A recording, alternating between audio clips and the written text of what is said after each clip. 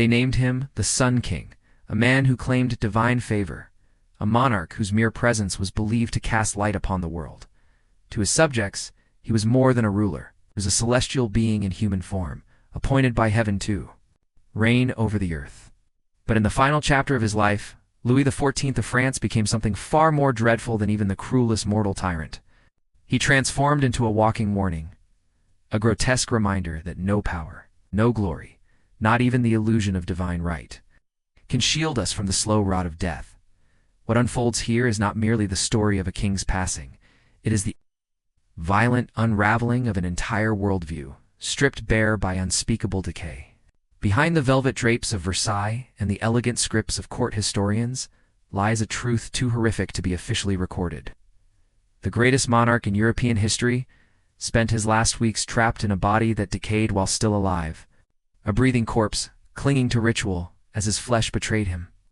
His courtiers, once reverent and obedient, became unwilling witnesses to a nightmare. They saw not a god among men, but a terrified, disoriented old man, a man who reeked of death before it came.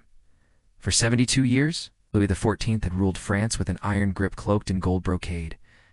He had remade a fragmented medieval kingdom into the most formidable power on the continent. He had raised the Palace of Versailles as a temple to his own supremacy and had persuaded generations of Europeans that he was not merely a king, but a man chosen by God himself. But by the year 1715, now aged 76, Louis stood alone. His son, his grandson, his most trusted allies, all gone. He was the last breath of a fading era, a living relic of a world vanishing around him. France, too, had changed. The nation that once gloried in his name now groaned beneath the burdens of his ambition. Endless wars had drained the royal coffers, and years of bitter winters had left fields barren and stomachs empty. The aristocracy, once dazzled by the splendor of court life, had grown weary. Their once joyful performances in the theater of Versailles had become routine, joyless, mechanical, a desperate mimicry of a greatness that was no longer there. And yet Louis would not change. Even as his body began its slow rebellion and his kingdom staggered beneath debt and unrest, he clung to his rituals with iron resolve. Every morning he insisted upon the lever, the grand spectacle of his dressing, an audience of nobles required, to watch as their king was adorned. Every evening he still held court, accepting ambassadors and hearing petitions, as if the machinery of state still turned on his voice alone. But the truth was undeniable. Though Louis continued to play the role of a divine monarch, his true authority had long been slipping away. Ministers made the real decisions. Generals commanded with increasing independence. And among the nobility, whispered questions spread. Like shadows across marble floors, what would happen when the king finally died? The Sun King was fading. But he refused to see the coming night. It was during the summer of 1715. The first troubling signs became impossible to ignore. Those closest to the king noted unsettling changes in both his appearance and his demeanor. Once proud of his towering stature and commanding presence, Louis now appeared shrunken, almost as if the royal garments themselves were beginning to consume him. His once voracious appetite, legendary throughout his reign, began to dwindle. Formal dinners, once decadent displays of royal abundance, turned into uncomfortable affairs. The king picked at his food, disinterested, tired. More disturbing still was his mental decline. The man who once dominated every chamber he entered now often stared into the distance, lost in thoughts he could not voice. He repeated himself in conversation, missed cues in meetings, and at times seemed unaware of his surroundings. His court physicians, long accustomed to treating theatrical ailments or imagined complaints, found themselves facing something they could not explain, nor dared to name. They spoke in hushed tones of sending for experts from Paris, but none would risk suggesting to the monarch that his fatigue might be a harbinger of something far worse. And then came the first undeniable blow. In late July, Louis began to complain of pain in his left leg. At first, it seemed insignificant, perhaps the strain of walking too much during a ceremony. After all, the king was 76. Some discomfort was to be expected. But this pain was different. It was sharp. It was constant. And no remedy offered even a flicker of relief. Dr. Guy Crescent-Fagan, the king's chief physician, turned to the familiar tools of the time: bloodletting, purging, herbal poultices. These treatments, once effective for minor complaints, now did nothing. Or worse, they weakened him further. But neither Louis nor his doctors would yet admit that they were confronting something beyond their understanding, not yet. The remedies meant to heal him only deepened his suffering. The bloodlettings, the purgatives, the bitter herbs, none brought relief. If anything, they stripped away what little strength he still possessed, leaving him more frail, irritable, and agitated. Neither the king nor his physicians would dare admit the truth aloud. They were confronting an affliction far beyond their grasp. Something darker, more insidious than they had the language or courage to name by the time August arrived. The king's pain had become unrelenting. His left leg, once powerful and poised, now throbbed with such agony that even brief movements required the use of a cane and the discreet support of his valet. The great galleries of Versailles, once his domain, now felt like battlegrounds. Every step a test of will, every ceremony a burden he refused to relinquish. Still, Louis pressed on. He would not cancel appearances, nor confess weakness before his court. To admit decline would be to concede defeat. A notion the Sun King had never permitted, but the illusion was growing harder to maintain. Whispers filled the palace halls.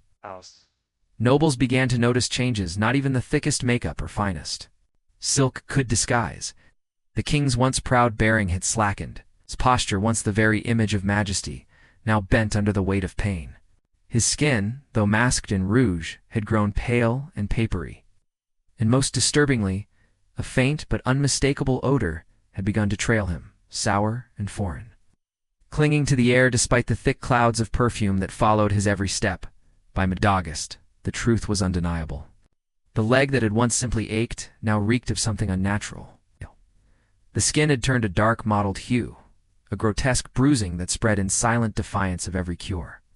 The once polite stench had become overpowering, thickening the air in the royal chambers. Servants, once eager to serve their monarch, now whispered urgent requests for reassignment. Many could not bear to stay. Dr. Fagan, the king's chief physician, at last admitted, at least in private, that this was no ordinary malady. He summoned other learned men from both the court and the great faculties of Paris, but none could offer hope. Their cures, still more bloodlettings, new infusions of herbs, solemn prayers, and desperate religious rites achieved nothing but to drain what little vitality remained in the king's withering body. In the final days of August, the true horror emerged in full view. The rot in his leg, the gangrene that had been quietly consuming him, now advanced without restraint. It was no longer merely the leg. It was his entire being that seemed to surrender to death. The stench had become unbearable, overwhelming even the strongest perfumes and the resilience of those who loved him most. Valets gagged behind silken gloves, maids wept in silence. Even the most faithful struggled to stand in his presence. Each, mourning the king's lever, once a celebration of ritual and power, transformed into a scene from a nightmare. His left leg, now a weeping, blackened limb, oozed fluids that stained the bedsheets and soaked the royal stockings. What once symbolized majesty now embodied decay. Servants covered their faces with perfumed cloths before daring to approach. Still, Louis insisted on being dressed, adorned, presented like the monarch he believed himself to be. The silken breeches and embroidered stockings that had once glorified his royal form now served only one purpose: to conceal the horror that festered beneath. And yet, amid this bodily collapse, Louis XIV clung stubbornly to the throne. His mind, though clouded with pain, remained loyal to ceremony. Each day, he continued to hold court, to receive foreign emissaries, to play the role of divine ruler, while his body betrayed him more fully with each breath. What had once been an honor to stand in the glow of the Sun King had become a grotesque trial. Courtiers who once jockeyed for a glance now struggled not to retch in his presence. The palace staff, long trained in the art of dignity and obedience, found themselves trapped in an impossible conflict. Their duty was to serve the king, but the king had become unbearable to serve. Many faked illnesses vanished to distant corridors of Versailles or pleaded for reassignment to less prestigious roles. Only a few remained, bound by loyalty or fear, enduring the toll of his decline in silence and sorrow. And still the rot spread. What had begun in one leg now crept across his body. His breath, once sweetened with perfumes and polished by ritual, turned rancid. His skin blackened in places beyond the original wound. Speaking to him became difficult not just because of his pain, but because His very presence seemed to poison. The air Dr. Fagin and his colleagues, now completely out of answers, proposed a last, desperate measure: amputation. To sever the leg and with it the source of the infection. But such a procedure, in an age without proper anesthesia or sterilization, would likely mean an agonizing death. The king refused. And when he refused, they turned to faith. Holy relics were pressed against his flesh. Prayers were whispered around the clock. And priests conducted masses in trembling voices. But neither knife nor prayer could hold back what had already begun. The king himself stood at a terrible crossroads, suspended between denial and despair.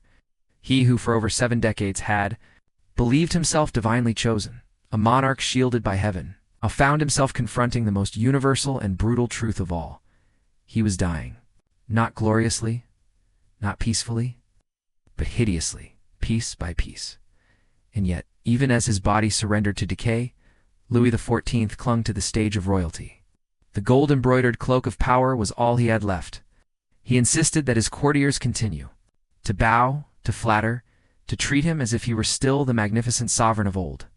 The performance went on not because it fooled anyone, but because the alternative was too horrifying to accept. As August drew to a close, the nightmare deepened. The gangrene, once confined to a single leg, had invaded more of his body, creeping across his flesh in dark patches of death. The smell, once a whisper, then a presence, had now become an entity of its own, filling the royal chambers so completely that bundles of burning herbs and incense were kept lit at all times. Even so, the stench of rot persisted, oozing through stone and silk alike. Servants claimed they could smell the king from 3 rooms away. The most loyal courtiers, those who had once basked in the glow of the Sun King, now searched desperately for excuses to avoid being near him. But none dared voice the truth aloud. The most heartbreaking aspect of the king's decline was not the rot itself, it was his insistence on dignity. Each morning, his valet still dressed him in ceremonial robes, arranging the fabric with precision to hide the worst of the corruption beneath. Each day, Louis still attempted to hold court, though his voice was weak, his audiences shorter, his presence more ghost than monarch. The corridors of Versailles, once echoing with the energy of royal life, had grown quieter, more haunted, as word of the king's condition spread. But what truly shattered the illusion of divine monarchy was the psychological toll on those who served him. Men and women who had built their lives around the belief in Louis's divinity now found themselves watching that divinity rot before their eyes. The trauma was profound. Many spoke of nightmares filled with the king's ruined face, of phantom smells that clung to their clothes. Some began to doubt the very foundation of royal power. If a man chosen by God could be reduced to this, what did that say about the sacred right of kings? By the first week of September, even Louis could no longer deny what was happening to him. The pain had become so savage, so constant, that speaking aloud brought him to tears. The smell from his own body was now so unbearable that he himself was repulsed by his presence. For the first time in his long and vainglorious life, the sun. King admitted the sun might set. It was then far too late that Louis finally agreed to consider the amputation his physicians had pleaded for. But it was no longer a hopeful act. It was a gesture of desperation. The procedure would have involved sawing through flesh and bone with crude instruments without the benefit of anesthesia. It would almost certainly have killed him. And as preparations began, the truth emerged with finality. The gangrene had spread too far. Amputation was now as futile as the prayers echoing from Versailles chapels. What was happening inside? Louis's mind in those final days may have been even more disturbing than the destruction of his flesh. Observers whispered that he had begun to speak to people who were no longer alive, long-dead relatives, former courtiers, old commanders. He gave orders to invisible attendants, answered questions no one had asked. The royal chambers, already stifling with the smell of death, were now filled with a surreal, spectral dread. It was as if the king was drifting between 2 worlds, caught in a fog of decay and delusion. The religious symbolism that had once strengthened Louis's rule now complicated it cruelly. He had always cast himself as God's chosen representative, his reign saturated with pageantry and sacred ritual. But what did it mean when God's anointed king was being eaten alive? What did it mean when holy relics, masses, and whispered prayers could do nothing to stop the rot? Even the court chaplain, once so certain in his faith, now found himself grasping for meaning. He continued to administer rites, to lead prayers, to offer solemn blessings over a man whose body was unraveling in front of him. But the contradiction between ceremony and reality was too much. The sacred began to feel hollow. Even the most devout courtiers confessed doubts they would have once considered blasphemy, and still. The king decayed by mid-September. The gangrene had reached multiple organs. His symptoms multiplied daily. Teeth fell out, his skin turned a ghastly shade of gray, and his internal functions began to fail. With every passing hour, his body released new and horrifying odors, new fluids, new signs of collapse. The once proud caretakers of the king found themselves in scenes of nightmarish absurdity, rituals of royalty, colliding with the gruesome demands of a decomposing body. They changed his bedding multiple times per day, but could never keep up with the leaking wounds and putrid discharges, and yet each change had to be performed in ceremonial order, observed by noble witnesses using royal linens that were now almost impossible to clean. The protocols of Versailles, once majestic, now felt like a macabre farce. Even mealtime, once a grand ritual of abundance, became a grotesque charade. The king's mouth, riddled with rot, made it impossible to chew. He was fed liquids through straws, and the stench from his breath was so vile that even the bravest servants had to stand at a distance. Yet the court persisted in pretending, bowing, smiling, serving, as though this were still a feast, and not the slow nourishment of a corpse that had not yet died. The psychological damage suffered by the palace staff during these final days of the king's life was immeasurable. Many of the servants had dedicated entire lifetimes to Versailles, their purpose woven into the grandeur and ritual of royal service. To them, Louis XIV was not merely a man, but the embodiment of divinely sanctioned power, a living symbol of eternity and order. To witness that symbol reduced to a reeking, rotting body was more than heartbreaking, it was spiritually destabilizing. By mid-September, there was no more pretending. The king was entering the final, irreversible phase of his life. Moments of consciousness became fleeting. His mind drifted in and out of awareness, and yet, whenever a sliver of clarity returned, he demanded to be dressed, to be seen, to perform the roles he had mastered over a lifetime, even as his body visibly decomposed. He insisted on playing the part of king. It was a macabre performance to witness. Louis attempting to hold court while his flesh peeled away from bone was to witness a spectacle of living horror. It haunted those present in ways they would never forget. Some later spoke of the silence that fell when he entered the room, not out of respect, but fear. Others remembered his skin, his breath, his voice, as if recalling a figure from a nightmare, not from history. Dr. Fagan, having long exhausted the tools of medicine, began reaching for desperation masked as science. Remedies grew increasingly strange and cruel. They applied animal parts to the king's wounds, believing the vital energy of living creatures might somehow revive dying flesh. They seared his skin with red-hot irons, attempting to cauterize the rot, a treatment that left Louis screaming so violently that his agony echoed through the marble corridors. They wrapped his gangrenous leg in the still-warm hides of freshly killed beasts, praying that the heat might somehow reverse the decay. That nothing slowed the death consuming him from within. The royal family, now a diminished circle after decades of loss and exile, could do little but endure the unbearable. They were expected to uphold protocol, to smile and curtsy and speak in hushed tones, all while standing in the presence of a man who was quite literally disintegrating before their eyes. The young heir, Louis XV, only 5 years old, was mercifully kept from his great-grandfather's bedside. Others were not so fortunate. Beyond the gilded walls of Versailles, the implications of the king's decline were not lost on Europe. Foreign ambassadors, arriving to conduct affairs of state, now found themselves led into chambers thick with incense, where the monarch they had come to meet sat slumped, swollen, and half-delirious, unable to form coherent thoughts. Diplomats began to cancel meetings quietly. Alliances were reconsidered, and in the courts of neighboring kingdoms, contingency plans were being drawn for the chaos sure to follow his death. The final week of Louis XIV's life plunged even deeper into horror. His body had become so ravaged by rot, so overwhelmed by infection, that even those most loyal to him could no longer bear the air in his presence. The smell had seeped into the walls, permeated the very architecture of the palace. Attendants wept as they served. Some simply fled. and still the king drifted between lucidity and fevered hallucination, sometimes recognizing his aides, sometimes calling them by the names of courtiers long dead. During rare moments of clarity, he understood at last the depth of his suffering. He begged his doctors to cut off his leg, something he had refused for weeks. When that became obviously impossible, he pleaded for stronger remedies to ease the pain. But there was no relief left to offer. The medical knowledge of the age had run out long before his agony had. In those final days, religion became desperate. The chaplain struggled to bring meaning to a scene that seemed to defy both mercy and divine logic. Holy relics were brought from across France and laid at the king's side. Special masses were conducted day and night. Entire monastic orders were called upon to pray for the salvation of a man who now resembled not a king, but a corpse left unburied. But none of it brought peace. On the first day of September, 1715, just as the early light bled through the long windows of Versailles, Louis XIV exhaled one final time.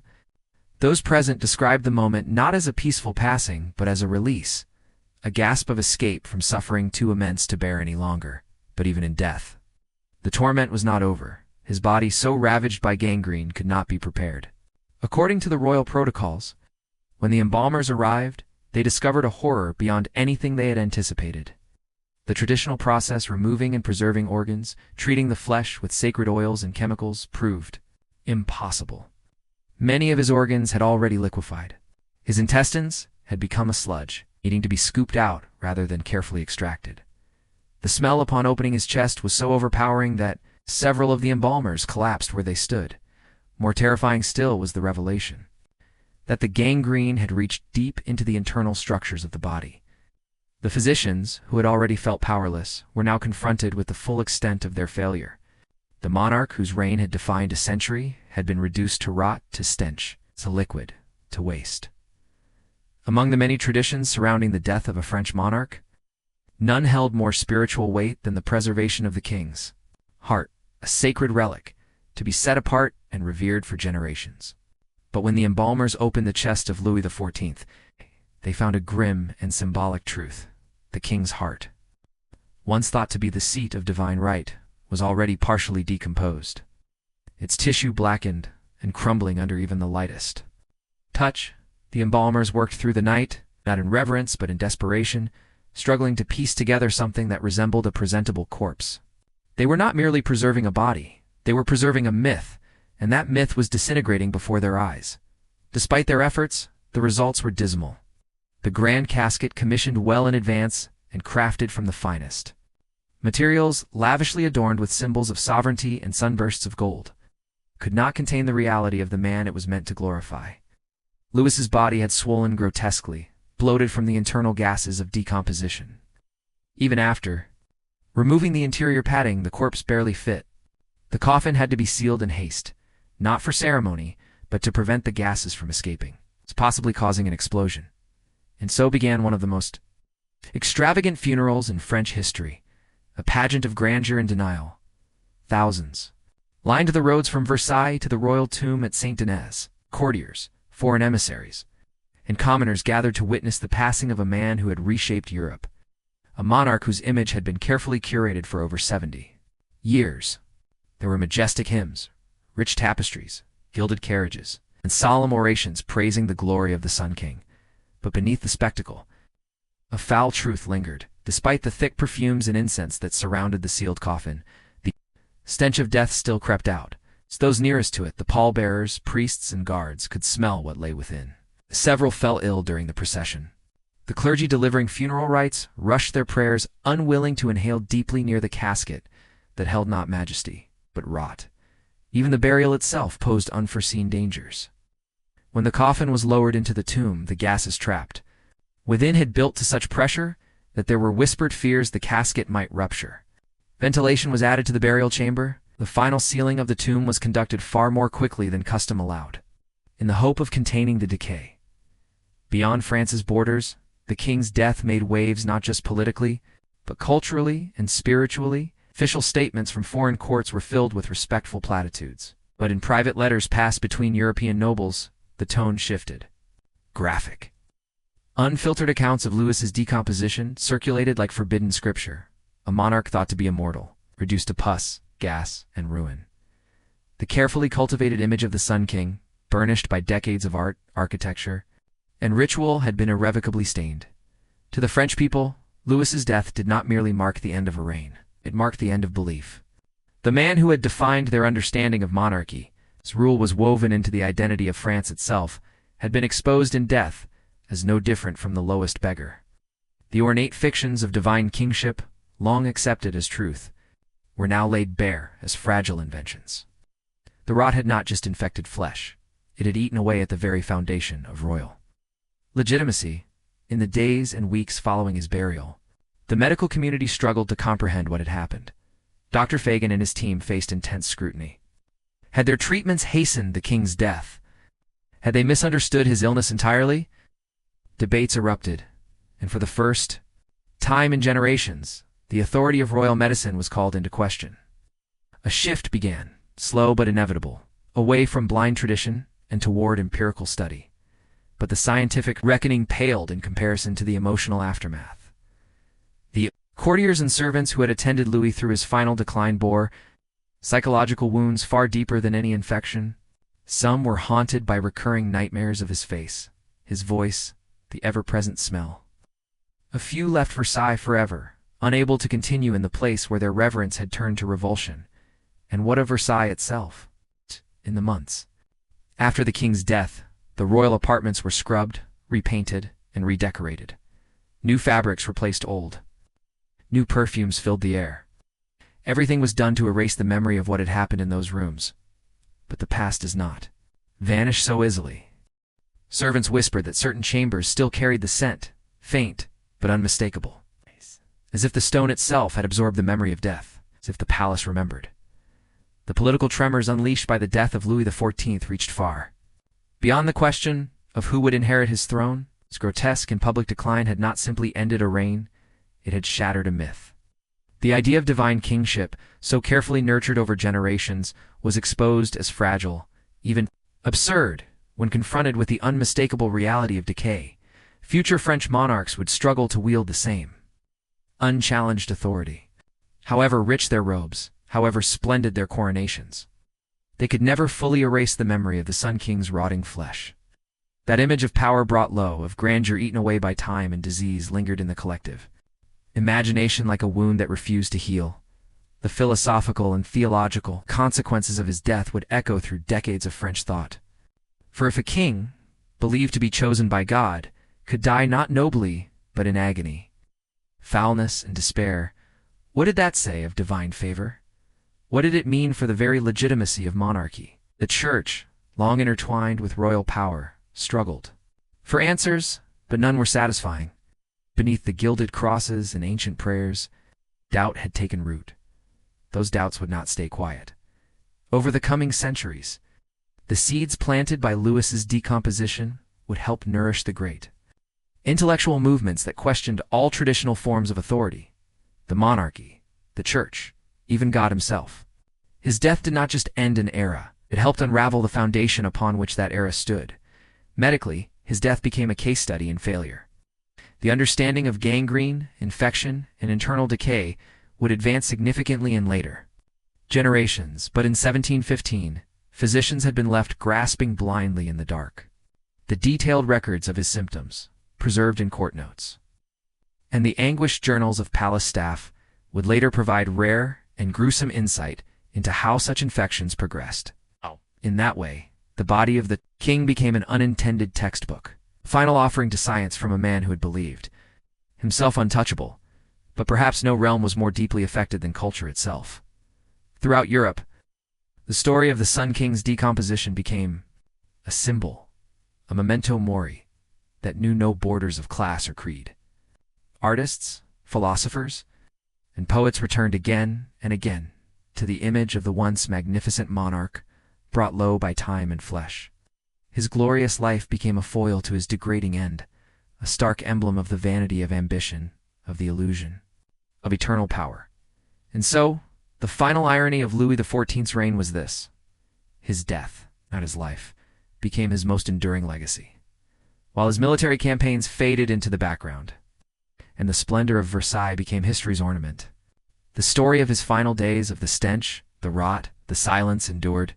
The king, who had spent a lifetime orchestrating every aspect of his image, who had built palaces to command awe and rituals to command obedience, was remembered just as vividly for how he decayed as for how he ruled. In the end, Louis XIV's final days told a story far greater than the fall of one man. It revealed a universal truth, one no crown could prevent and no incense could hide, that death is the great equalizer. No matter how divine a life may appear, no matter how absolute the authority, we are all made of the same fragile matter, temporary arrangements of flesh and bone, destined to fall silent, to return to the dust from which we came. His was not just the death of a king, it was a graphic demonstration of the democracy of death. That final realm in which there are no thrones, no servants, no exceptions, not even for the Sun King.